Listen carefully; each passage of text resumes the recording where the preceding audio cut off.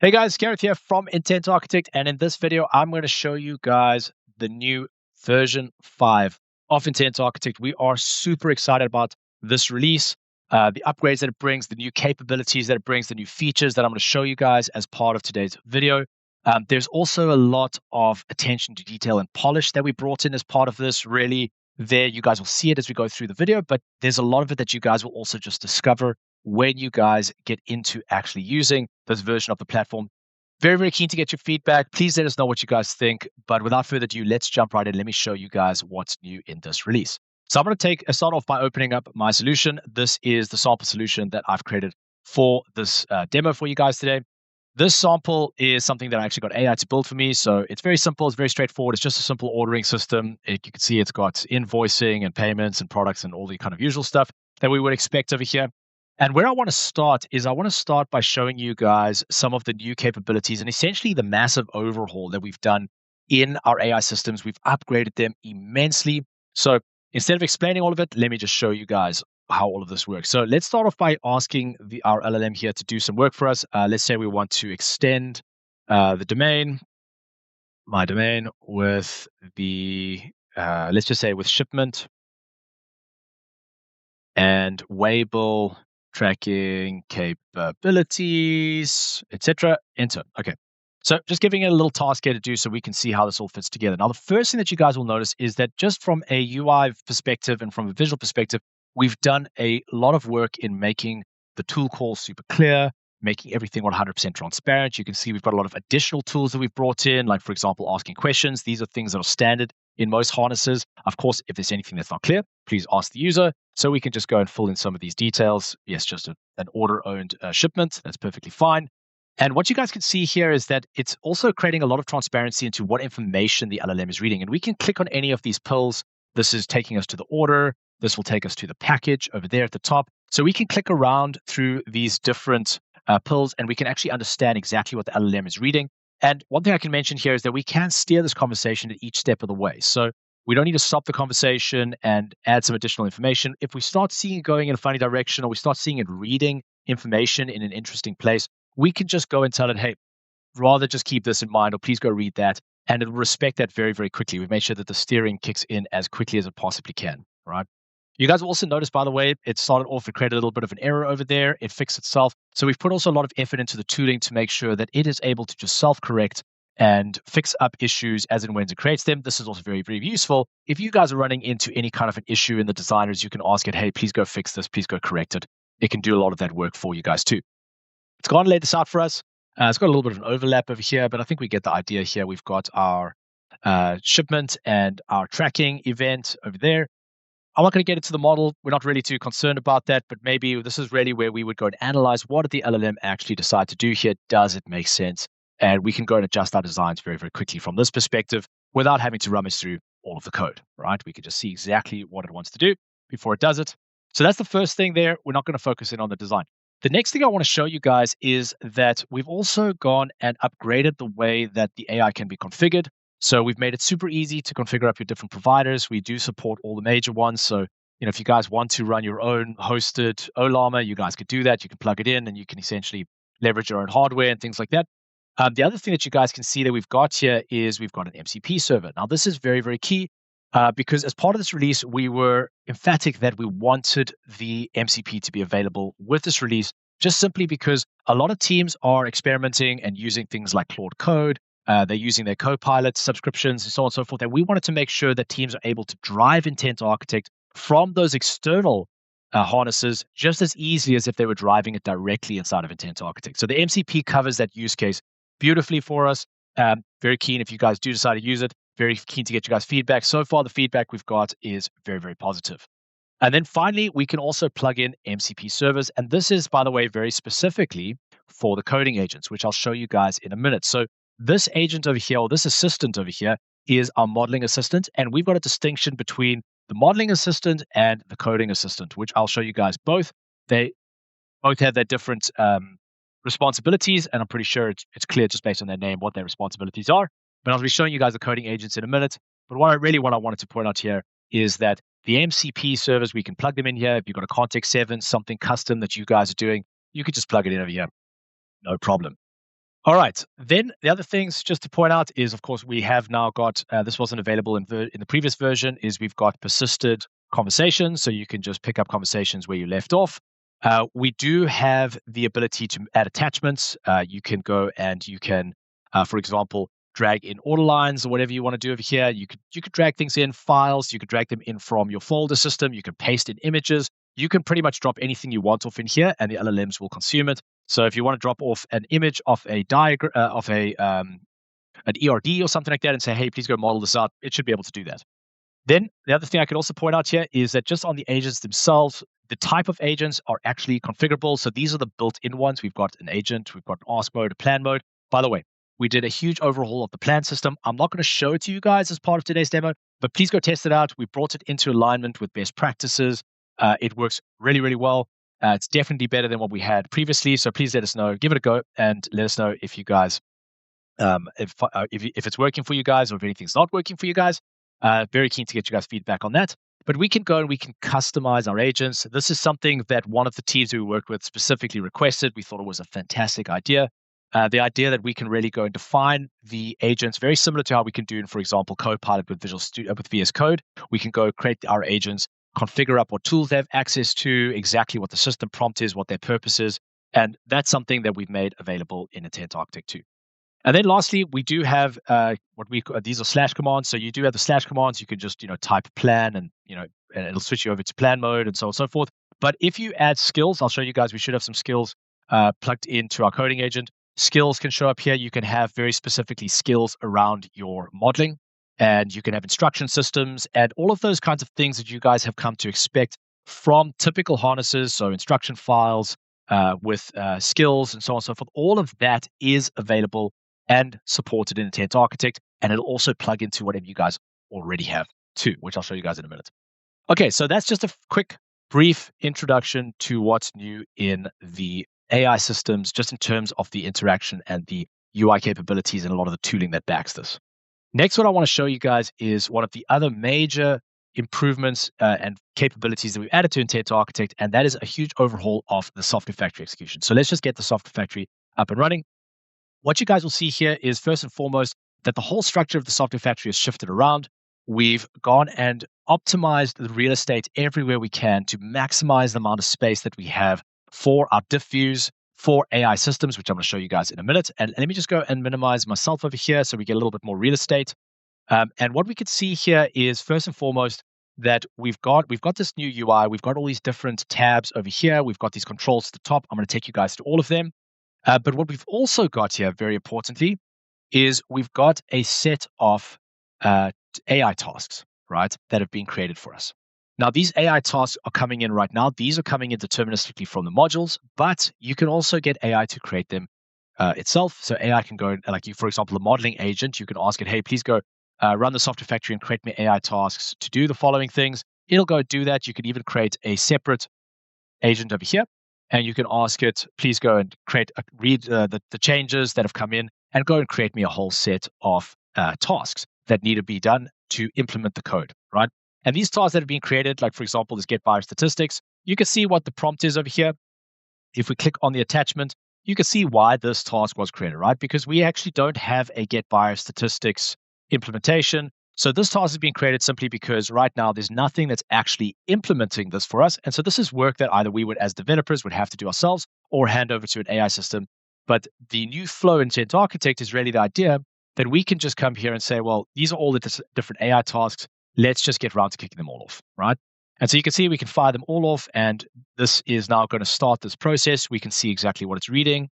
We can click on any of these things. We can see what it's discovering. And so this gives us that transparency that I mentioned a few moments ago. But now you can see that this is almost, when you see the greps, the globs, the read files, it definitely gives the feeling of, or it's got the same vibe as you can say for a Claude Code or for any of the other LLM tools. And that's because we essentially gave them the same tools that those harnesses have. We gave this harness the same tools, and it's able to essentially achieve the same thing. I'm not sure why it's having a little bit of an issue over here with the patches.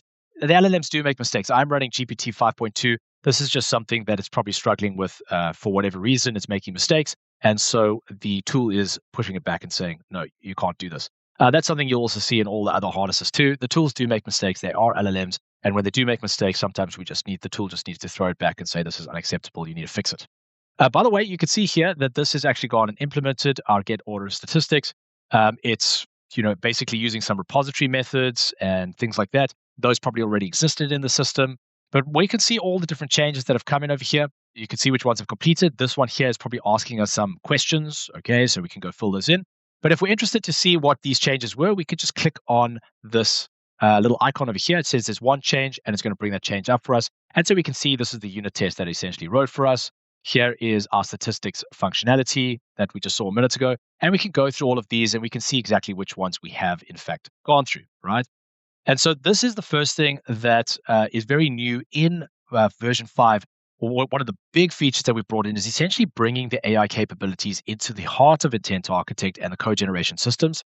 And this is a very, very key feature from a big picture perspective too. So let me take a step back and explain what I mean. So what we have internally is this concept or this idea which we call the golden path in Intent to Architect. And what the golden path is this idea that we can actually model out. I need to click on this side. I think that the loom is getting in the way there. Is we can actually model out our designs, right? Our services, whatever we need. We can go model these things out and we can describe, different things about the system. Okay, that's a very, short description. Retrieve the invoice for the given order, right? That's described over here, by the way, in this comment, which is, by the way, this is now an actual markdown editor, which is great. So we can go and describe our designs. Okay, that's the first step.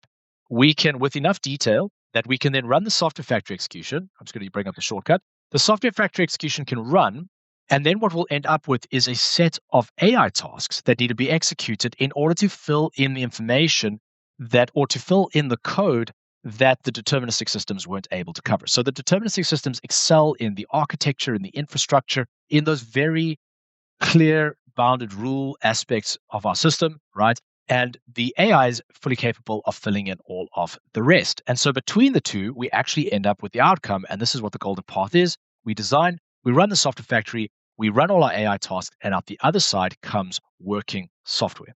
That's what we call the golden path. Now, that's something that we're hitting quite often already, but it's not something we're hitting 100% of the time because the AI makes mistakes, or sometimes it's a little bit too confusing, or whatever the case is. As you guys know, we do have to massage things. We may have to do some steering. We may have to ask it to do some some fixing of the builds and so on and so forth. But we're hitting it very, very often, right? And that's something that we're aiming to hit as often as we possibly can. So all the iterations in the future will be also considering this golden path as best as possible to hit that as often as possible and to optimize in that direction. So that's a very, very key idea. Another way to think about it is that let's keep remembering to click on that side. When we model out our systems, the idea really is that the code, there should be enough information here that the code can become as much of a derivative of our designs as possible. So that's another way to think about it, is that there's already, because of the deterministic systems, a lot of the code that is created is already a derivative of our designs, right? And if we can give enough information to the LLMs, we can have it that even the LLMs can create very deterministic outcomes there, and we would end up with code bases that are very much a derivative of our designs, meaning that the value of those designs is just growing more and more every step of the way. Okay. Now, there's a few other things that I want to show you guys here from a feature perspective. Small little things here, as you guys will notice, there's these little dots on these files. What are all those dots? Now, what these indicate is that an AI system one of the agents has come in and changed this file. So if we click on it, right, it'll actually take us to that agent, and then the color goes from blue to this pinky color, if we can call it that. And this indicates that now the current conversation is the one that actually changed this file. This is done by a different conversation. So if we click on that, it's going to take us to the buyer statistics functionality and so on and so forth. So that's just a little side thing just to keep in mind over there.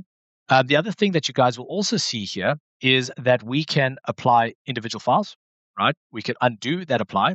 We can apply all of our files. We can undo that. And there's also a little nice, apply all 12 changes in this folder and so on and so forth. So there's a lot of different controls in terms of how we apply. And if we realize we made a mistake, so if we apply all and we just like, whoops, that was a bad idea, we can undo that. But all of the changes like we had in version 6 are all staged before they're applied, right? We have kept that paradigm up until this point. We are thinking about other options there. But at this stage, we are sticking to the paradigm of intent architect will not touch your code base without your direct consent. So once you want code to actually hit the code base, you need to say apply, right? Unless we do the editing ourselves, which I can show you guys in a minute. The next thing that I can show you guys here is that we also have these tabs. Now, this here is the execution. We can go and track the execution. If there are any errors, those will pop up over here. By the way, we've also built in a fix with AI aspect to those errors. So a lot of errors can just be like you can ask AI to fix them for you, things like that, just to make life a lot easier. But then you'll see that we've got the next one here, which is the Codebase Explorer. If I click on that, now we're actually looking at the entire code base, but we can see the changes coming into the code base too, and where exactly those changes will come in, right? But this is very, very useful because we may want to go to the buyer. We may want to select the command and the handler, for example, and I could just say Control-Shift-I, and you can see I've got a new coding agent. It's already attached those, and I can go type blah, blah, blah, blah, blah, whatever I want in over here, right? You can, of course, create that by just right-clicking and saying create the AI task. So we've got this view on things. We can also edit this, right? So if you come in here and you just say, some comment, and we say save, that's edited, right? It's inside of the system. It's going to be there. So you can make little edits and things like that where you want within the Intent Architect, right? So we can fire off our agents, we can make the edits ourselves, and so on and so forth. We've got a lot of that. All of that control is now directly here inside of Intent Architect. Then the deviations, this is still standard. This is exactly what you guys have come to expect over there. But then you guys also notice that we've got this final one here, which is the terminal, right? So if I go ahead and say apply all changes, we can actually try build this. It may not build, right? So I have no idea whether those changes are going to build, but let's give it a go. And this is actually taking us over to our terminal. And so we built in a full terminal to Intent Architect. And you can see we've got a whole set of tasks at the top over here. All right, it didn't build. It's got some kind of an error that has gone over there, 6 errors. But what you guys will notice, by the way, is that it's already gone and kicked off an AI agent to go and figure out, hey, what went wrong over here, right? So it's patching up our order. We can see what it wants to do there. Okay, maybe it's just missing some using clauses, just forgot to do that. We could say apply, allow that. We could just say allow all. So we can just let it run in a loop. And it's going to try to do the build again. And we can see, all right, so now it's down to 4 errors. It's going to now think about the next thing. It's going to read the next things and go figure out what it needs to do. All right, so this agent is now going to go and try understand how it can go fix up our build. So it's going to patch all of these files. We can go through all of these different patches as and when it does them. Okay, it doesn't seem to actually really want to do anything over there. But the point is that we can actually get the AI to go fix up these 2, and we can steer it and we can tell it what it's doing wrong or whatever the case may be. But it looks like it was able to fix the build. There's our build. It's completed. It's green now. And if we click over here, we've got an actual build going through. Now, of course, we can go create our own terminal task over here. So npm-v, we can run that. You can see here that I can run anything I want. Okay. Now, you may be wondering, okay, that's very cool. So build, test, run, but what if I want to put in my own tasks over here? So that's where if we click over on this, it'll actually take us to a file, which is our task configuration. Now, we borrowed this. We thought it was an awesome idea. It was very clear that we wanted to go in this direction and have something like this. But we just saw how some of the other IDEs have done this. So VS Code is something very, very similar. We were like, that is a great idea. Just keep it simple. Keep it easy to do. And so if you want to create your own build tasks, very simple. You create a task, you give it a name, you give it a label, give it an icon, put in your command there as complex as you want it to be. And you can also add an auto fix, right? So this is something that we see ourselves expanding on. But basically, if something goes wrong here, do I want to dispatch AI to go fix this for me? What error parser do I want it to use? And so on and so forth. So that's just very useful stuff. We will be extending the system as time goes on. We see that there's a lot of capability that could be very, very useful here. And we want to keep it as close to standards and ways that teams are very expecting things to work already, right? So this should be quite familiar to those of you who use VS Code as an example, the ability to configure up tasks. But they're right here. If I go and I change this to, run and watch and say save, you'll see that this is called now run and watch, right? So we can change these things immediately on the fly there, and those new tasks will show up. All right, guys. So this is just a quick view of the new Software Factory execution. This is, as I mentioned, very much linked around the golden path. We've got all the different tools here for us to build, run, test, deploy, whatever you want to be able to do from directly inside of Intent Architect. These things are checked into, you can check them into version control, which means that your whole team will have access to them. So a lot of very, very useful pieces of functionality that we can run directly from here. All right. There are a few other things that I want to show you guys as part of this, and then I want to wrap up the video because I think we're already almost 20 minutes in. A lot of stuff that we've had to cover. So the first thing that I wanted to show you guys here is, well, the last things that I wanted to show you guys here rather is just some of the quality of life improvements. So one thing I can do is I can right click my tabs now. I can move them to new tabs. I can copy them. So if I click through, move to new tab, just jump to my other monitor, I can now have the entire real estate of my monitor over here to go and view my designs. I can just jump it back into the main window by clicking that button. So we've got that option. And if you want to create two versions of it, you can copy it to a new window, in which case now we have it staying there and we've got a new version of it over here. Now, of course, if I push save, it's going to ask us want to reload and vice versa. Okay, so we've got those options. That's very useful if you want to just move things around. You could do the same, by the way, for the software factory. If you drag it to another monitor and expand it over there, it won't. In version 4.6, it would actually get minimized when you came back to your design over here. We've kind of fixed it. That was it was more of a bug than anything else in a feature improvement. Other things that you guys will notice is that if we right click on this, we've got the view code. View code here is the same as view in IDE, but this is directly inside of Intent Architect. So we've kept the open in IDE every step of the way. But what we're seeing is, especially with users ourselves using Intent Architect this version, as well as with the users that have been doing some of the piloting with us, is that we are using Intent more and more and more and relying on the IDEs less and less and less. And this was a trajectory that was happening in any case with AI, because we are coding less and less and less in any case. We're actually doing, you could say, the bricklaying a lot less and a lot more of the engineering design focus. That is where developers are focusing much more than just, you could say, the bricklaying. Now I can click on the view code and this will take me to all of the different code files that were related. So we can get a whole bunch of the code right here and we can inspect exactly what we wanted. So we've got the ability to go into the code instantly, and you don't even need your software factory running. You can just right click and say, view the order repository interface, and it'll bring it up for you instantly over here. All right. Then the other thing that you guys will notice, in fact, let me come back to the software factory to show this to you guys, is you may be wondering, can I go the inverse? And that's what we've also brought in as part of this version, is the ability to right click a code file and say, hey, what is in the designer that supports this? So I can, for example, say view in designer, and it's going to take me to the enum. And we can go around any part of the application. So invoice, show me a handler. Okay, where was this designed? Take me to that. Bam, that's over here. So this was to get invoice by ID, by order ID, and we can go and manipulate that from this side too. Okay, so those are some just very nice quality of life things that we've brought in. There are quite a couple others that you guys will discover. I want to wrap the video up. Don't want this video to run forever. There are lots of little quality of life things that you guys will discover that we've brought in to Intent Architect. Even simple things like when I do a search for buyer, that it will highlight the parts that are matching. So those are like little things that we've brought in. We've done performance improvements, lots and lots of little things all throughout the system that you guys will discover. But very keen to get you guys' thoughts. I hope you guys see why we've called this version 5. Let us know if you think that it is worthy of the title. We think it is. And this is one of the biggest releases we've done in terms of just sheer number of features and capability. Very keen to get what you guys think. And until the next one, wishing you guys all the best and have a good one. Cheers.